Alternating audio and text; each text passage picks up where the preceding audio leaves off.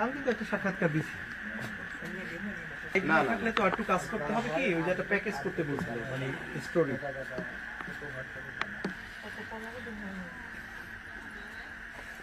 হাদি ভালো ছিল এবং তার বাবা ভাই এবং ওই তারা তিনও ভাই ভালো এবং এলাকায় কেউ বলতে পারবে না যে তাদের খারাপের ব্যাপারে কোনো সমর্থন তাদের নাই। তারা সবসময় ন্যায়ের পক্ষেই কথা বলছে, অন্যায়ের বিরুদ্ধে সবসময় দাঁড়াইছে। তার বাপ থেকেই এভাবেই খুব ভালো মানুষ ছিল এবং মানুষের সৎ পথে ভালো পথে উৎসাহ দিচ্ছে।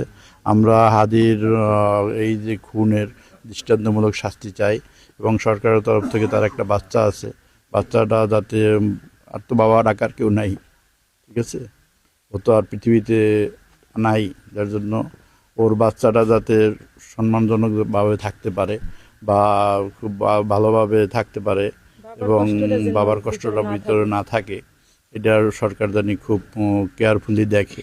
যখন গুলি মাথায় লাগছে তখন ওমর ওর সাথে ছিল, যে এইভাবে হাত ধরছে ওটা ওমর, ওর মেজো ভাই। দৃষ্টান্তমূলক শাস্তি হবে। সে নাকি গুলি দিয়ে ইন্ডিয়া চলে গেছে শুক্রবারই, তাকে দেশে আনবে, তাকে হত্যার বিচার করা হবে। ওসমান হাদি খুব ভালো একটা ছেলে ছিল, মেধাবী ছিল, আরও ছোটো থেকে অবধি আল্লাহ ছিল। নেসারাবাদ মাদ্রাসা লেখাপড়া করছে, এরপরও বিশ্ববিদ্যালয় লেখাপড়া করছে।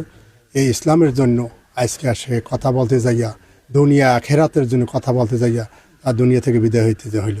আর ওর মতো একটা ভালো ছেলে মনে হয় যে আর নছুটি জালকাঠির মধ্যে আছে কি না, এখন বর্তমানে আমার গতি চোখে বাজে না, আর পরবর্তী হইবে কিনা আল্লাহ ভালো জানে।